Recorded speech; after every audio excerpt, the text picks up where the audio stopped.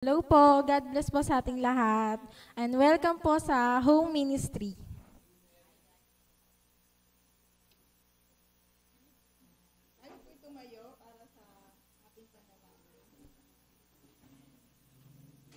Hello.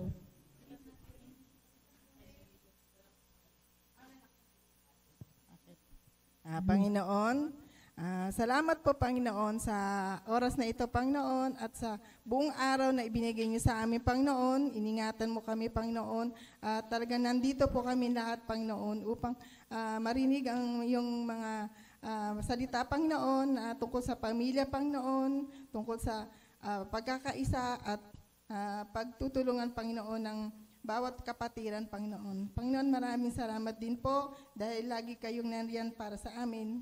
At napakabuti mo, Panginoon, dahil bawat isa sa amin, Panginoon, ay pinararanas mo, Panginoon, ng iyong blessing, Panginoon, sa bawat isa, Panginoon. Salamat po, Panginoon, sa iyo po ang aming papuri at pagsamba. Sa pangalan ni Jesus, Amen. Yun, nasa day 23 po tayo. Ang title po is Love and Courage. Meron pong mga salita na nagpapaboost ng confidence natin tulad ng keep up the good work and yes you can. Yan po yung mga salitang kadalasan naririnig natin sa mga taong nasa paligid natin na lagi sinasabing, kaya mo yan at uy, ang galing mo. Yun yung mga words na naririnig natin everyday. Pero yan pong mga yan, ang sarap pong pakinggan galing sa mga mahal natin sa buhay.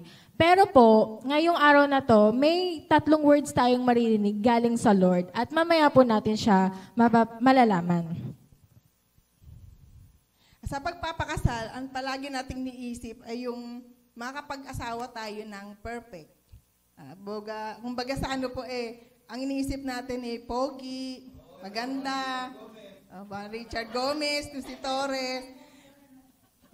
Pero ang talaga po, sa totoo po, binigyan tayo ng Lord na para talaga sa atin. Na talagang siya ang nagbigay sa atin kung sino yung magiging kaparehan natin sa ating buhay. At hindi natin mararamdaman yan ang pagiging magkakaroon ng asawa na ang magiging natin ay lungkot, saya, kumbaga hindi laging masaya, hindi laging malungkot, pero hindi tayo magiging prinsesa. Kasi minsan ang iniisip natin para tayong prinsesa pag nag-asawa na dudulutan na lang tayo ng mga asawa natin, pero hindi po ganun. Iba po yung talagang pag meron na tayong sariling pamilya at yung magiging asawa natin, hindi laging masarap, lagi pong pantay lang po.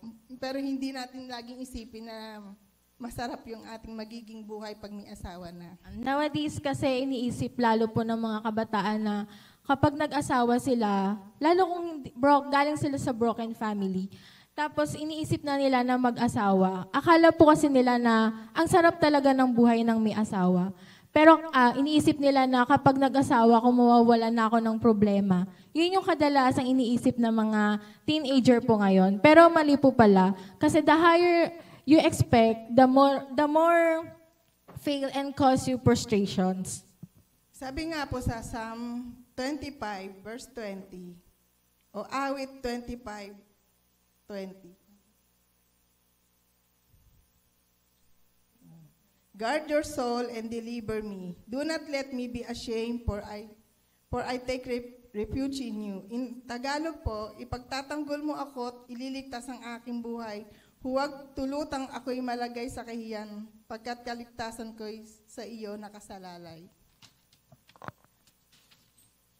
Ang meaning po bali niyan maniwala tayo sa Panginoon dahil pag tayo ay laging nakahawak sa Panginoon, yung buhay natin bilang mag-asawa, kung nakatuon tayo sa Panginoon, talagang gagabayan niya tayo. Kasi pag habang tumatagal ang pagsasama natin, lalo natin nakikilala ang isa't isa at ang ugali natin sa mga asawa natin, makikita natin yung pag-uugali nila. Pero kung nasa Lord tayo, kaya nating tiisin yun kasi alam natin ang Lord ang magagabay sa atin sa pagtakbo ng relasyon dahil may pag-ibig po yun. Yung Salmo po na 25:20, yan po yung do not stop believing in God just because life becomes hard.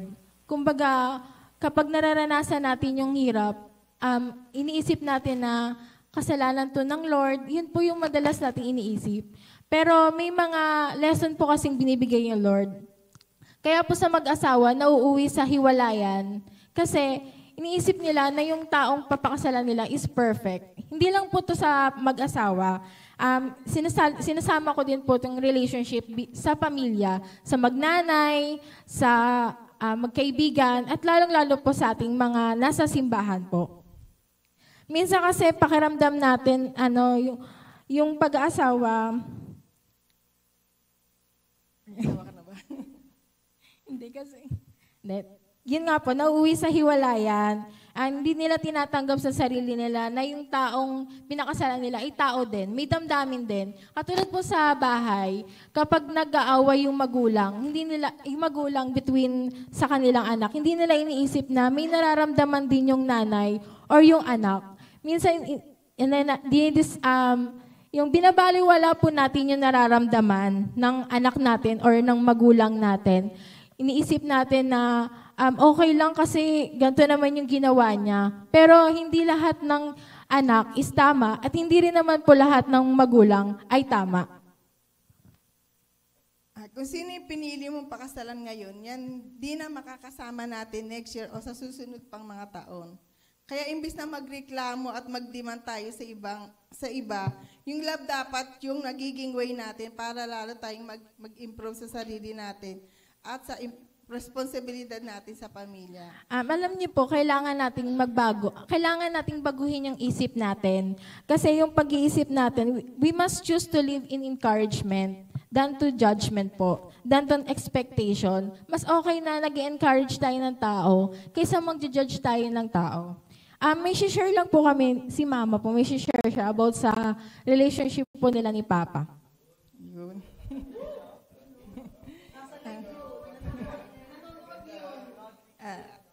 Manood ka lang. Basta makinig ka lang pa. Bali, nung panahon namin, talagang meron na siyang na mag-abroad. Talagang gusto niya na mag-abroad. Kaso, nung binata siya, nawawala yon. Nung naging asawa niya ako yung nag-encourage sa kanya na mag-abroad siya kasi pahirap ang buhay, sabi ko sa kanya. Hindi natin may bibigay sa anak natin kung dito ka lang, sabi ko sa kanya. Yung naranasan natin na hindi natin natikman, ipatikim natin, iparanas natin sa anak natin, sabi ko sa kanya. Minsan sinasabi niya sa akin, okay na dito na lang tayo.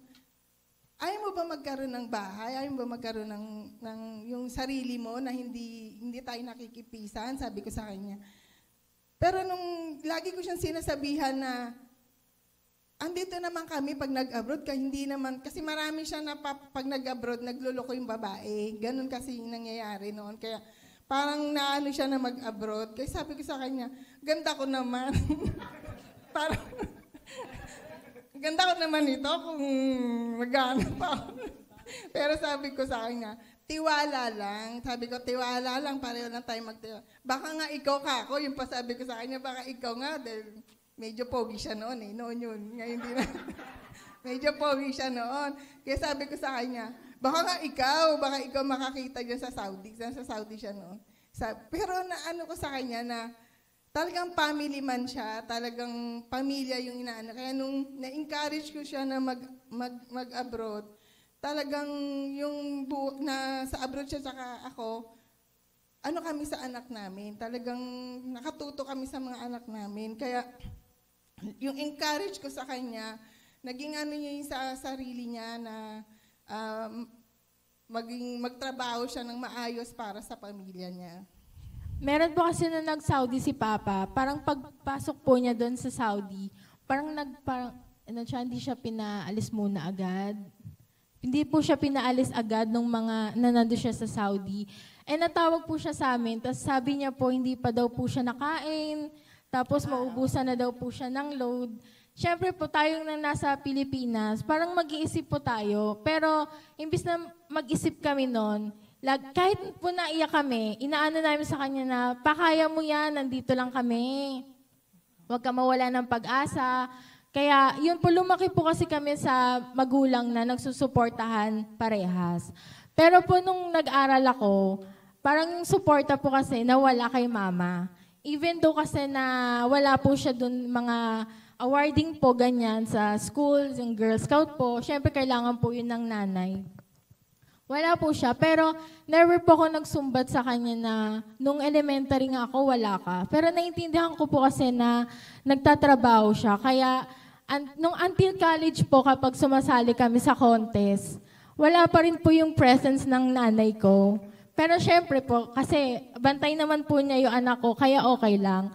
Kaya po ang ginawa ko ngayon, bilang isang nanay na rin po, kapag sumasali po yung anak ko sa contest, lagi po ako nakasuporta. Everyday po kapag meron siyang contest, ang drawing contest, yung mga position po sa school, lagi po ako nakasuporta sa kanya kahit na hindi po ako nakakatulong sa bahay. Basta nakasuporta po ako sa anak ko, parang pinapakita ko po sa kanya yung encouraged bilang isang nanay. Pero kung ayuda yun, doon ka kaagad, no? Pero hindi po. Kaya po ako hindi ako nakakapag-support sa kanya noon. Kasi po,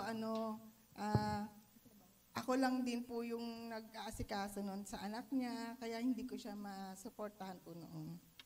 Sabi po sa Matthew 7:4-5, or how you can say to your brother, let me take the speck out of your eye, while the log is in your own eye. You hypocrite, first take the log of your own eye, and then you will see clearly to take the speck out of your neighbor's eye. Sa Tagalog po, paano mong masasabi sa iyong kapatid, halika't aalisin ko ang puwing mo, gayong troso ang nasa mata mo. Mapagkunwari, alisin mo muna ang trosong nasa iyong mata, sa gayoy makikita kong mabuti at maaalis mo ang puwing ng iyong kapatid.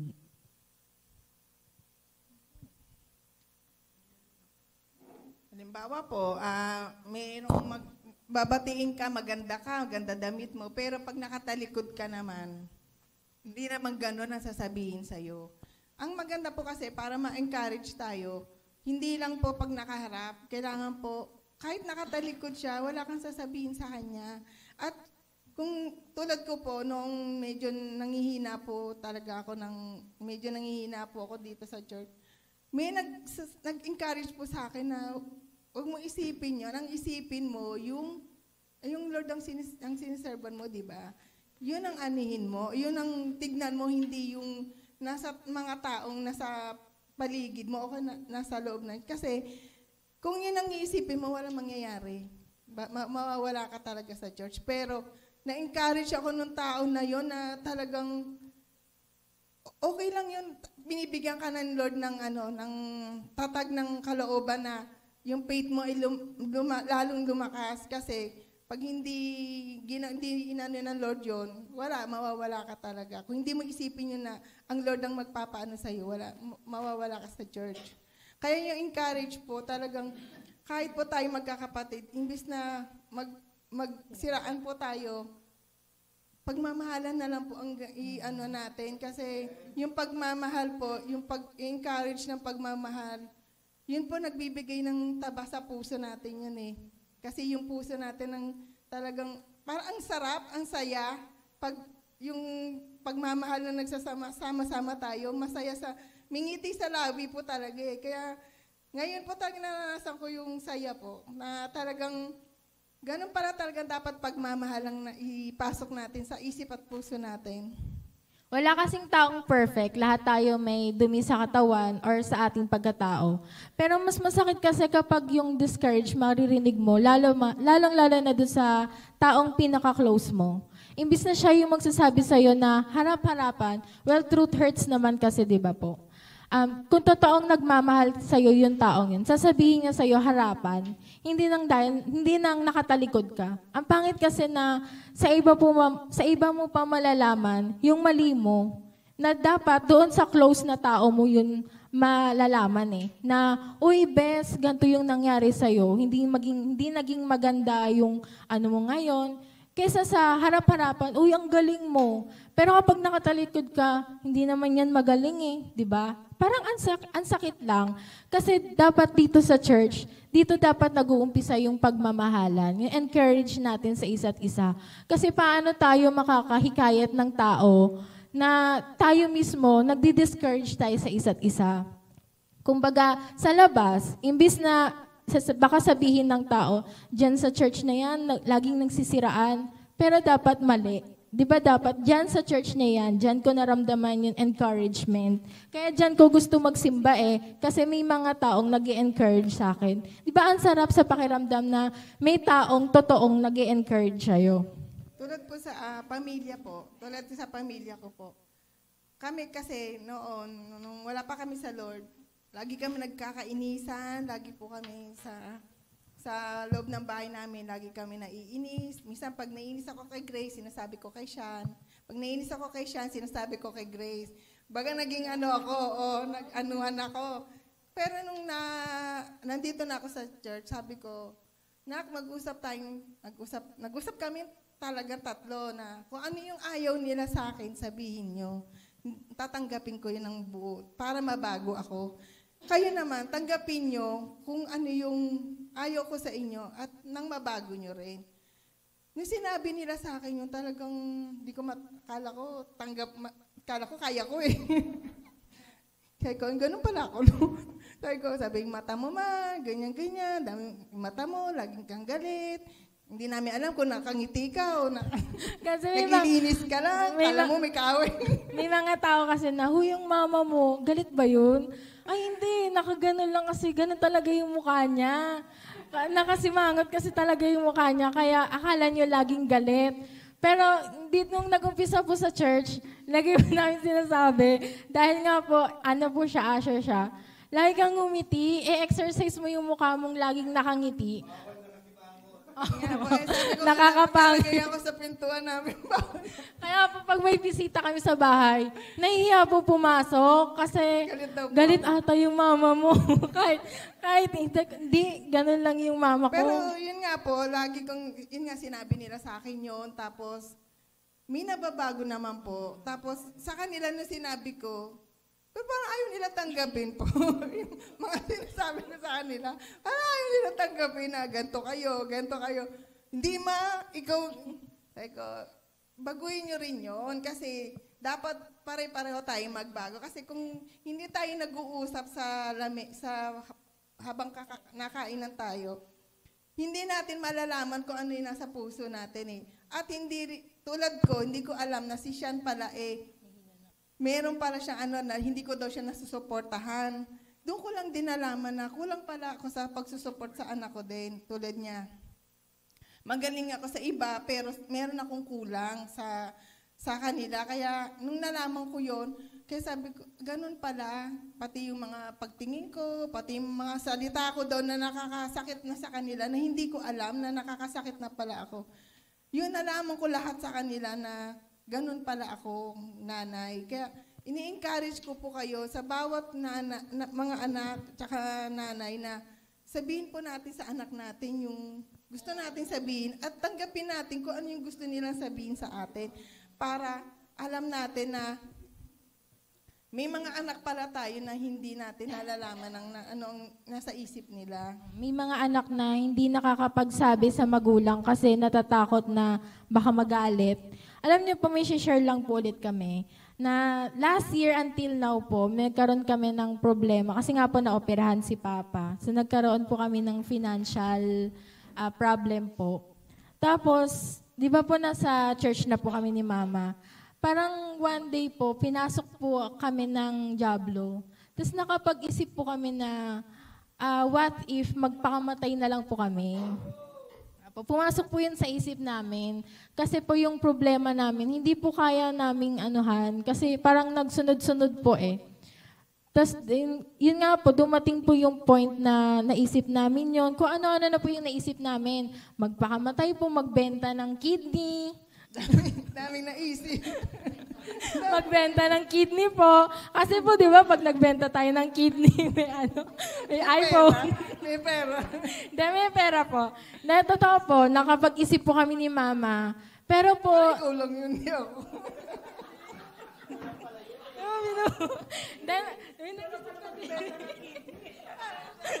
De, totoo po, ako lang po ata. Ba akin? Baga. Basta po nakapag-isip po kami nun. Pero po alam niyo po, mabuti po yung Lord kasi naisip namin na pag nagpakamatay pala tayo, gastos din. Di ba po? Kasi iiwan natin yung utang natin, lalo kay Kayeng po, anong babayad po ni Kayeng sa utang? Sa isip ko po noon. Dapat, Teka muna, papakamatay ako bago, sino mag-ano natin? mag-aayos ng karabaong. Bakit tapon na lang tayo na kamag-anak natin? Yung ba yung naisip namin, tapos kung magbibenta naman ng kidney, paano nakiinom ng Coke, ganyan, baka yung isang kidney ko hindi na gumana. Pero napakabuti po ng Lord kasi pumasok din sa isip namin yun. And yun po, every Sunday, iniyak ko po yun ng iniyak kay Lord kasi nagsusorry ako. At mali kasi. Na bakit naisip ko yung ganong bagay na hindi dapat. Kaya dumating po yung encouragement na yan. Tamang-tama po yung encourage kasi sa aming pong pamilya, habang nag-uusap po kami sa lamesa, kahit matagal po kami na nandoon, nandun po yung encourage sa isa't isa na itong problemang to, kaya natin yan, lalong-lala na nasa Lord na tayo. Hindi tayo pababayaan ng Lord, problema lang yan, kasi nandyan yung Lord para sa atin. May nag-encourage din po sa akin noon na nakapatira natin na gumawa ka ng paraan, sabi niya, pumunta ka, magtanong-tanong ka kung paano gagawin mo. Kapatiran po natin yun, nandito po yun ngayon. Na parang nag-open sa isip ko na, ganun pala dapat kong gawin. Kasi nga, narinig ko rin kay Steven Prado na, kung may malaking kang problema, lumapit ka sa mga kapatiran natin na talagang makakatulong sa'yo para maiano mo yung problema mo at ipapag-pray ka nila. Kaya rin, yun din po, naging encourage din po ako nung kapatiran na yon na ganun ang gawin ko para, nung nagawa ko po yun, talagang ang laking pasasalamat sa Lord tsaka dun po sa kanila na talagang nagbigay sila ng encourage sa akin na magpatuloy po, hindi yung kiliti ng buhay, kundi patuloy lang na magpatuloy. Kilitin mo yung buhay mo dahil nasa pong kitilin yung buhay mo. Tegi, para maikli. Tegi yung buhay mo dahil lang sa problema. Yan. Dahil dyan, tutulungan tayo ng verse Isaiah 35:3 and 1 Thessalonians 5:11 and 14. Strengthen your weak hands and make firm the feeble knees. Inyong palakasin ang mahinang kamay at patatagin ang tuhod na lupaypay. 1 Thessalonians 5:11-14. Dahil dito, palakasin ninyo ang loob ng isa't isa at magtulungan kayo tulad ng ginagawa ninyo ngayon. At aming ipapamanhik sa inyo, mga kapatid, ang inyong paalalahanan ang mga manggugulo, palakasin ang mga mahihinang loob, alalayan ang mga mahihina at maging magpahinuhod kayo sa lahat. Ang dami pa lang sa akin. Para po sa mga mag-asawa at sa mga pamilya po. Ang maging sandigan natin ng ating asawa, kung wala yung asawa natin, mga anak po natin. Patatagin ang kalooban ng bawat isa. Ang number 1 po, magmahalan tayo. Yung suporta po, ang kailangan ng pamilya. Hindi lang po sa pamilya, kundi sa mga kasama natin dito sa church ng mga kapatiran natin na magtulungan tayo, magsuportahan po, mag-encourage kung mayroong nangihina, palakasin po natin sa pamamagitan ng ating Panginoon. Kaya lahat po tayo na talagang nasa Panginoon na talagang kailangan natin ng encourage po na para magpatuloy tayo sa ating Panginoon. May lang po akong isang storya. Alam niyo po yung story ni Gideon? Si Gideon po, a little background po. Si Gideon po, yung time niya po, pinarusahan po ng Diyos yung mga Israelita. Ang parusa po sa kanya, isasakupin siya ng mga Midianites po. Midianites. Gusto ng Panginoon na si Gideon po yung mag-lead dun sa Israelitas para po makawala sila sa mga Midianites. On Judges 6:14, the Lord turned to him and said, Go in the strength you have and save Israel out of Midian's hand. Am I not sending you? Doon po kasi sa story, bumaba yung confidence ni Gideon. Kasi po, 300 lang kasi yung soldiers niya. And sa Midianites po is 132. Ano nga naman pong laban ng 300 sa 132? 132,000 pala. Nakulang.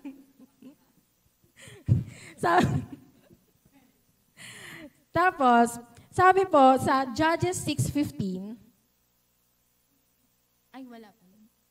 Ay, hindi ko po nailagay. Sa Judges 6:15, "Pardon me, my Lord," Gideon replied, "But how can I save Israel? My clan is weakest in Manasseh, and I am the least in the family." Nakita niyo po yung confidence ni Gideon doon na bumaba. Kasi nga naman po, yung pamilya nila yung pinaka-weak sa Israel. Pero alam niyo po, si Lord, nakita ni Lord na yung confidence ni Gideon is bumababa. Kaya po ang sabi niya sa Judges 6:16, "The Lord answered, I will be with you, and you will strike down all the Midianites, leaving none alive." Ang sarap pong pakinggan na galing sa Lord na, "I will be with you." Di ba po? Si Gideon kasi kung ibe-base natin sa atin, mawawala na tayo ng pag-asa kasi yung daming problema. Kumbaga kay Gideon kasi, sa atin, problema yung nagiging pasakit natin. Kay Gideon kasi 132,000 soldiers yung kailangan niyang kalabanin. Pero alam niyo po, natalo niya yon. Natalo ni Gideon at yung 300 soldiers niya, yung 132,000. Sa atin kasi, di ba, parang pag yung may problema tayo, naisip natin na bumigay na tayo. Kasi sobrang daming problema natin, bibigay talaga kapag wala ka sa Lord. Pero alam niyo po, inisip ko na hindi pala talaga tayo nag-iisa. Kasi ang sabi ng Lord, "I will be with you."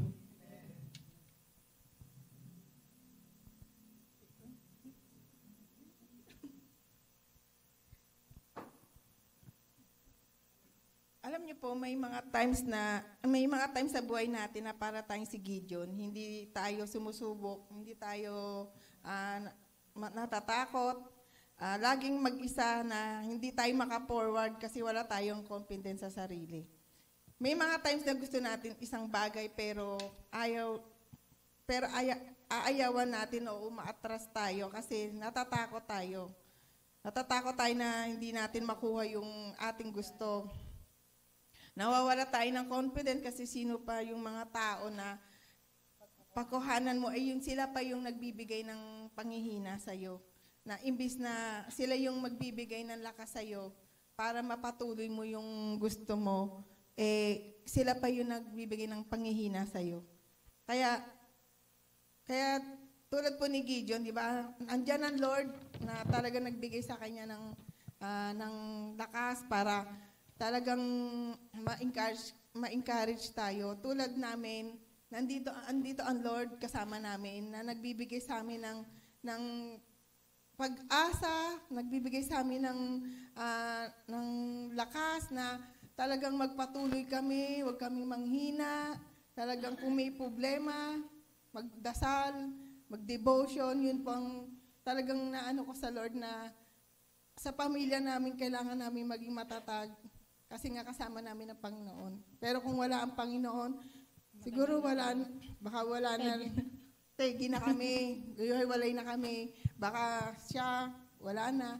Pero talagang, ang Lord ang una, tapos ang pamilya. Kaya ang pamilya namin talagang masaya po dahil talagang kasama namin ang Lord na laging nakagabay sa amin sa araw-araw po. Bago po tayo magtapos, at saka bago po tayo umuwi, may tatlong words po kaming, hindi siya words, tatlong bagay po na iiwan sa inyo. Una po is, accept your limitation and know that God is limitless.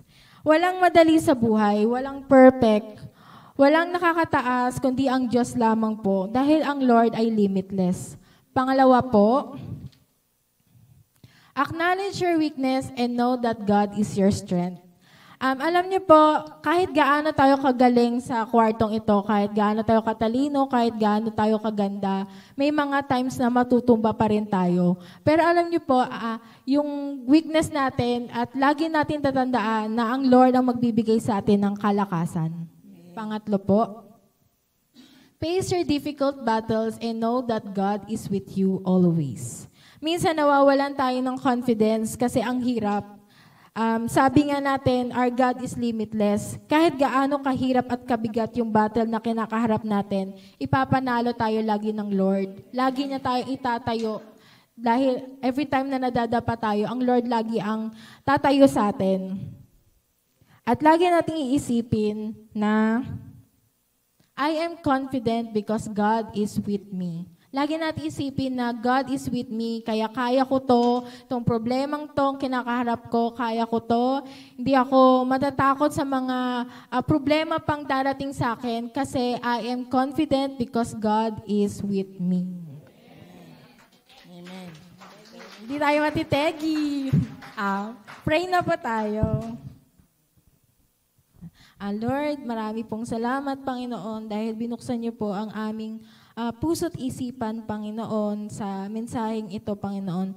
Lord, naway magkaroon kami ng encouragement sa isa't isa, Panginoon. Bigyan niyo po kami ng kalakasan, Panginoon. At Lord, bigyan niyo po kami ng blessings palagi upang maging blessings din po kami sa iba, Panginoon. Lord, gawin niyo po kaming katulad ni Gideon na hindi natakot, Panginoon, at nagpatuloy, Panginoon, sa problema, Panginoon, dahil alam namin na lagi kayong nandyan, Panginoon, para itayo kami, Panginoon, para suportahan kami, at lalong-lalo na para bigyan kami ng lakas, Panginoon. Maraming salamat, Lord, sa lahat-lahat. Sa iyo ang papuri at pagsamba sa pangalan ni Jesus. Amen. Yung love dare po pala natin, sa bahay po, kung may mga kamag-anak po kayo na hindi kayo nagkaroon ng magandang pag-uusap or sa anak, sa magulang, try nyo pong maghumingi ng sorry sa kanila at i-open nyo po kung ano man yung mga bagay na gusto nyong iparating sa kanya. Pero syempre po, kailangan nating magdasal at humingi ng presence ni Lord kapag ginawa po natin yun. Thank you po.